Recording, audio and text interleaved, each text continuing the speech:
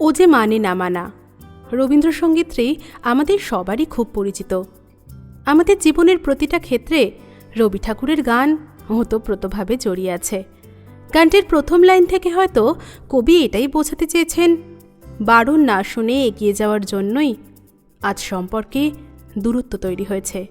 জীবনে চলার পথে, বিশেষ করে দুজন মানুষের একসঙ্গে চলার ক্ষেত্রে কারো না কারো কোনো না কোনো কাজে ভুল হতেই পারে। এটা তো স্বাভাবিক, কিন্তু ভুল হলে যেমন ভুল স্বীকার করে নেওয়া উচিত, তেমনি আপনার সঙ্গীর ওপরেও ভরসা রাখা উচিত। একজন আদর্শ জীবনসঙ্গী কখনোই আপনার দোষ বা ভুলের জন্য আপনাকে দোষারোপ করবে না, বরং জীবনের প্রতিটি ক্ষেত্রে সে আপনার পাশে এসে দাঁড়াবে। আপনাকে সহজভাবে ভুল আর ঠিকের পার্থক্য বোঝানোর চেষ্টা করবে। কিছু কিছু ক্ষেত্রে দেখা যায় এ ধরনের পরিস্থিতিতে মানিয়ে নেওয়ার পরিবর্তে আমরা শাস্তি ও তিরস্কার করতে বেশি পছন্দ করে থাকি। কিন্তু একটি মধুর সম্পর্ক এ ধরনের কার্যকলাপে সারা জীবনের মতো শেষ হয়ে যেতে পারে। ধরুন, বিয়ের আগে আপনারা দুজন কোথাও বেড়াতে গেছেন, হতে পারে কোনো প্রাইভেট কারে। মাঝপথে গিয়ে গাড়িটার চাকা পাংচার হয়ে গেল, কিংবা অন্য কোনো যান্ত্রিক ত্রুটির ফলে গাড়িটি আর চলছে না। ড্রাইভার বেচারা এটা সেটা নেড়েচেড়ে গাড়িটাকে সারিয়ে তোলার চেষ্টা করছে। ভয়ে আপনাদের দিকে ঠিকমতো তাকাতেও পারছে না। তার অবস্থা দেখে আপনার মায়া লাগছে, অথচ আপনার সঙ্গীটি ড্রাইভারটিকে নানা রকম বকাঝকা শুরু করেছে। গাড়ি বের করার আগে চাকা চেক করনি কেন? গাড়ি চালানো শেখার আগে গাড়ি ঠিক করা শেখনি কেন? ইত্যাদি ইত্যাদি। এক্ষেত্রে আপনারই উচিত আপনার সঙ্গীকে বোঝানো, এই রকম পরিস্থিতিতে মাথা ঠান্ডা করে পদক্ষেপ নেওয়াই ভালো। ড্রাইভারের ওপর বকাঝকা করলে তো আর গাড়িটা ঠিক হয়ে যাবে না। পরিস্থিতির সঙ্গে নিজেদেরকে মানিয়ে নিতে হবে। সংসার গোছানো, রান্নাবান্না ইত্যাদি দায়িত্ব যখন আপনার হাতে, আর আপনি যখন দায়িত্ব পালনে কোনো ভুল করে ফেলবেন, এই সঙ্গীটি আপনাকে এমন করেছো কেন, অমন করছো কেন, এটা এমন কেন হলো, আরে ওটা অমন কেন হলো ইত্যাদি নানা রকম কথা শোনাতে থাকবে। আর আপনি যদি পুরুষ সঙ্গী হয়ে থাকেন, আর বাইরের সব কিছু সামলানোর দায়িত্ব যদি আপনার হাতে থেকে থাকে, তাহলে আপনার সঙ্গে প্রায়ই আপনাকে এরকম কথা শোনাবে, আরে এটা কিনেছো কেন, ওটা কিনতে বললাম কেননি কেন, আরে এটা দেখতে এরকম কেন, তোমার কি চোখ নেই, ইত্যাদি ইত্যাদি। সুতরাং জীবনসঙ্গী নির্বাচন করার আগে তার মানসিক অস্থিরতার বিষয়টিও আপনাকে বিবেচনা করতে হবে। সে যদি একটু বেশি অস্থির প্রকৃতির হয়, তবে তার সঙ্গে জীবনযাপন জুৎসই হবে না। এমন সঙ্গী বেছে নিন যে কিনা যে কোনো পরিস্থিতির সঙ্গে খাপ খাইয়ে নিতে পারে, শান্তভাবে পরিস্থিতিটা সামাল দিতে পারে।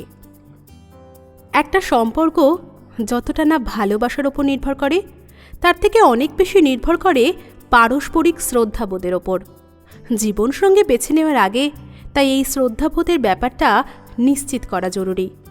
স্বামী স্ত্রী দুজনেরই পরস্পরের ওপর শ্রদ্ধাবোধ থাকতে হবে। বিয়ের পর অনেক সিদ্ধান্তই দুজনকে একসঙ্গে নিতে হয়। শ্রদ্ধাবোধ অটুট থাকলে এই সিদ্ধান্তগুলো নেওয়া সহজ হয়ে আসে, কেননা একে অপরের উপর সিদ্ধান্ত চাপিয়ে দেওয়ার ব্যাপার খুব একটা ঘটে না। এই শ্রদ্ধাবোধ থেকেই বিশ্বাসের ভিতটা আরও মজবুত হয়। আর যখন সম্পর্কে বিশ্বাসের ভিতটা মজবুত হয়ে থাকে, তখন অনেক সমস্যার সময়ই একে অপরের দোষ ত্রুটি মানিয়ে নিয়ে এগিয়ে চলার পথটা অনেকটা সহজ হয়ে আসে। মানুষ মাত্রই ভুল করে, কিন্তু সেই ভুলটা শুধরে নেওয়ার ক্ষমতা বা শুধরে নেওয়ার চেষ্টা করার ক্ষমতা সবার মধ্যে থাকে না। তাই জীবনসঙ্গী বাছার সময় অবশ্যই খেয়াল রাখুন আপনার সম্ভাব্য সঙ্গীটির পরিস্থিতির সঙ্গে মানিয়ে নেওয়ার ক্ষমতা ঠিক কতটা রয়েছে। যদি আপনার কখনো মনে হয় আপনার সঙ্গে মানিয়ে চলার ক্ষমতা আপনার সম্ভাব্য সঙ্গীটির নেই, তবে সেটা তাকে তখনই জানিয়ে দিন। অপরপক্ষে আপনাকে নিজেকেও আপনার সঙ্গীর সঙ্গে মানিয়ে নেওয়ার চেষ্টাটা আজীবন করতে হবে। এই মানিয়ে নেওয়াকে অনেকেই আপোস বলে মনে করতে পারেন, কিন্তু ভেবে দেখুন শুধুমাত্র একটু মানিয়ে নিতে পারলে যদি আপনার ভবিষ্যৎ সুখকর হয়ে ওঠে, তাহলে মানিয়ে নেবেন না কেন বলুন তো? এই পৃথিবীতে সুখের বড্ড অভাব। একটু মানিয়ে নিতে পারলে যদি সহজেই সুখ এসে আপনার কাছে ধরা দেয়, তাহলে সেই সুযোগ হেলায় হারাবেন কেন? আপনার জীবনসঙ্গী আপনার জীবনের ওপর কেমন প্রভাব রাখবে সেটাও বুঝে নিন। আপনার নিজের ব্যক্তিগত লক্ষ্য থাকতেই পারে, বিভিন্ন বিষয়ে উচ্চাকাঙ্ক্ষাও থাকতে পারে। আপনার জীবনসঙ্গী এসব ক্ষেত্রে আপনার ওপর কেমন প্রভাব রাখতে চায় তা বোঝার চেষ্টা করুন। যদি মনে হয় প্রভাব ইতিবাচক হবে না এবং আপনার ব্যক্তিগত লক্ষ্যে পৌঁছানো এবং উচ্চাকাঙ্ক্ষা পূরণ আরও কঠিন হয়ে উঠবে, তাহলে সেই সম্পর্ককে আর সামনে নিয়ে না এগোনোই ভালো। উল্টে যদি আপনি আপনার জীবনসঙ্গীর কারণে আরও অনুপ্রেরণা পান, তাহলে অবশ্যই সেই জীবনসঙ্গী আপনার জন্য একদম আদর্শ। আমরা কেউই স্বয়ংসম্পূর্ণ নই। আমাদের প্রত্যেকের মধ্যেই কোনো না কোনো খুঁত আছে। অনেকেই আছে যারা এই খুঁত ঢাকার জন্য সবসময় চেষ্টা করে থাকেন, আবার অনেকেই সেই খুঁতগুলোকে বাড়িয়ে তুলতে থাকে নিজেদের অজান্তেই, আর তার সঙ্গে সঙ্গে না জেনেই করে ফেলে অনেকটা ভুল। এসব ক্ষেত্রে আদর্শ সঙ্গীর অপরজনকে বোঝানো উচিত কোনটা ভুল আর কোনটা ঠিক। কিন্তু আমরা অনেক সময়ই আমাদের সঙ্গীকেই শান্তভাবে পরিস্থিতির গুরুত্ব বোঝাই না, উল্টে তাকে দোষারোপ করতে থাকি। ফলস্বরূপ সম্পর্কে ধরে চিড়।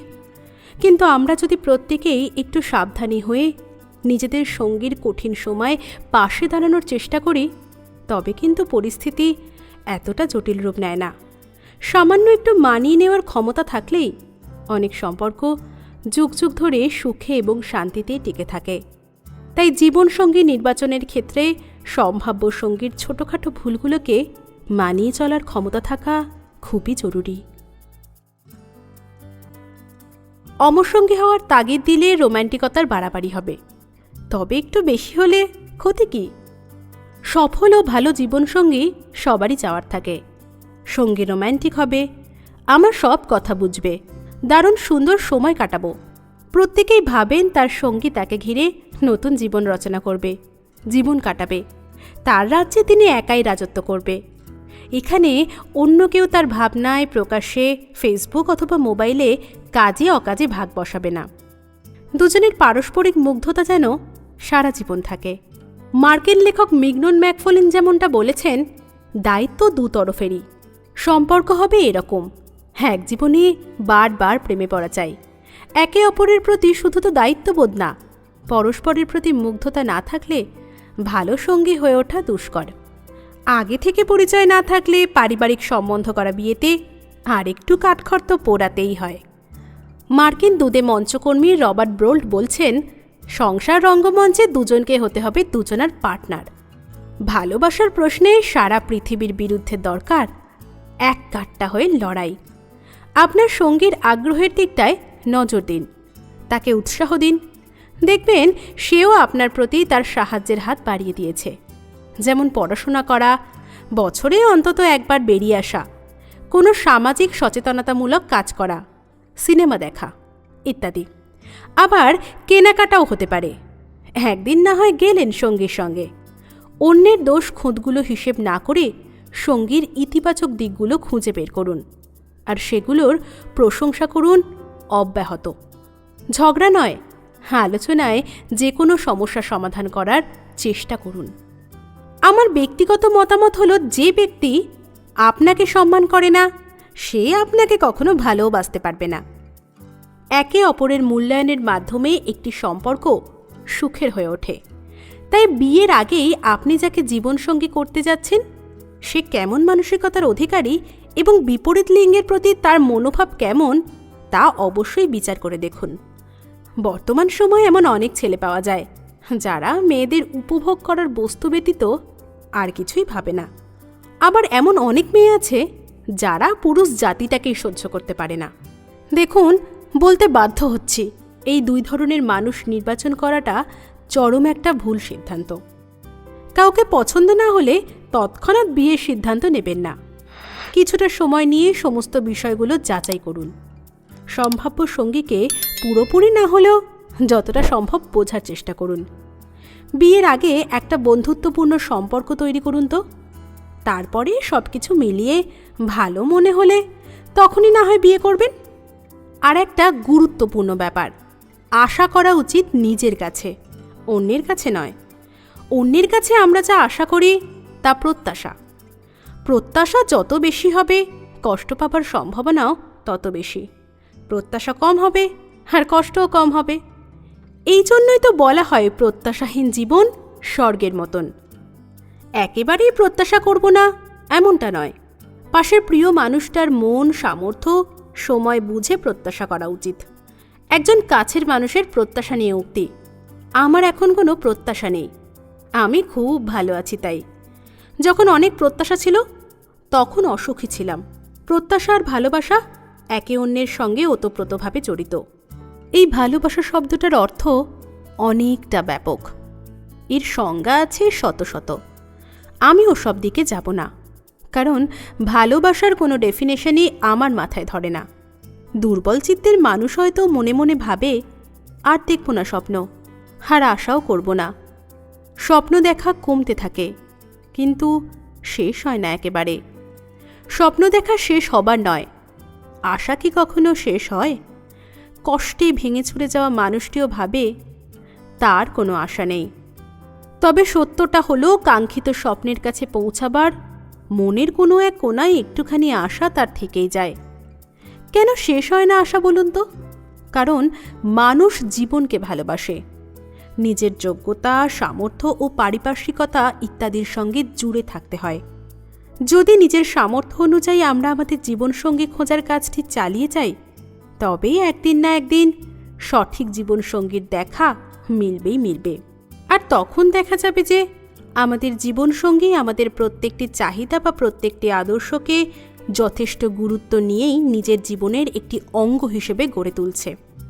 আবার নিজের স্বপ্ন পূরণে লক্ষ্য রাখতে হবে আমাদের দ্বারা কারো যেন ক্ষতি না হয়ে যায়। আশেপাশের লোক আমাকে বা আপনাকে উৎসাহ দেবে না। নিজেকে নিজে মোটিভেট করা অনেকটা কার্যকর। নিজেকে মোটিভেট করা, নিজেকে ভালোবাসা, সচেষ্ট থাকা আশার কাছে, স্বপ্নের কাছে, অবশ্যই তাহলে একদিন পৌঁছতে পারা যাবে কাঙ্ক্ষিত লক্ষ্যে। জীবনসঙ্গী নির্বাচন প্রত্যেকটি মানুষের জীবনেই খুব গুরুত্বপূর্ণ একটি অধ্যায়। জীবনসঙ্গী খুঁজতে গিয়ে যদি আমরা শুধুমাত্র নিজেদের কথাই ভাবি, তবে কিন্তু সঠিক জীবনসঙ্গী খুঁজে পাওয়া দুষ্কর। আমাদের সম্ভাব্য সঙ্গীর যে সমস্ত স্বপ্ন বা লক্ষ্য রয়েছে, সেগুলোর দিকে নজর দেওয়া উচিত। দুপক্ষরই উচিত একে অপরকে স্বপ্ন পূরণের সাহায্যের হাত বাড়িয়ে দেওয়া। কোনো সম্পর্কে যদি দুপক্ষই এভাবে থাকতে সম্মত হয়, তবে তার থেকে সুখের আর কিছুই হয় না। আমরা যদি আমাদের জীবনসঙ্গীর স্বপ্নগুলোকে গুরুত্ব না দিই, তবে এটাও মনে রাখতে হবে আমাদের স্বপ্নের দামও তারা কিন্তু দেবে না। আর একে অপরের এই স্বপ্ন পূরণের পথে পাশে দাঁড়াতে না পারলে তৈরি হবে সমস্যা। সাময়িকভাবে অনেকগুলো ছোট ছোট সমস্যা তৈরি হবে, কিন্তু পরবর্তীকালে রূপ নেবে এক গভীর পরিস্থিতির। তখন আর সম্পর্ককে টিকিয়ে রাখা কারোর পক্ষে সম্ভব হয়ে উঠবে না। জীবনসঙ্গী নির্বাচনের শুরুর ধাপে যদি আমরা একে অপরের স্বপ্ন বা লক্ষ্যের প্রতি নিশ্চিত হয়ে যাই, তবে পরবর্তী ধাপগুলোতে এগিয়ে যাওয়ার পথটি আরও মসৃণ হয়ে ওঠে। পারস্পরিক মূল্যবোধ যদি উচ্চতার শিখরে গিয়ে পৌঁছায়, তবে সেই সম্পর্ক সমাজের কাছে দৃষ্টান্ত স্থাপন করতে পারে। তাই জীবনসঙ্গী নির্বাচনের ক্ষেত্রে অবশ্যই আপনার সম্ভাব্য সঙ্গীর সমস্ত আদর্শ, স্বপ্ন এবং লক্ষ্যের প্রতি ভালোভাবে অবহিত হন। আর আপনার নিজের কথাগুলিও পরিষ্কারভাবে তাকে জানিয়ে দিন। প্রথম থেকেই যদি লক্ষ্যের পথে স্বচ্ছ থাকা যায়, তবে সাফল্য একদিন এসে ধরা দেবেই। আর সেই সাফল্যের সিঁড়িতে যদি জীবনসঙ্গীর সঙ্গ পাওয়া যায়, তবে তার থেকে ভালো বোধ হয় আর কিছুই হয় না। তাই যাকে নিজের জীবনসঙ্গী হিসেবে ভাবছেন, তার সঙ্গে এই সব বিষয় খোলাখুলি আলোচনা করুন, মন খুলে কথা বলুন। দেখবেন সম্পর্কের ভিতটা কেমন মজবুত হয়ে উঠছে।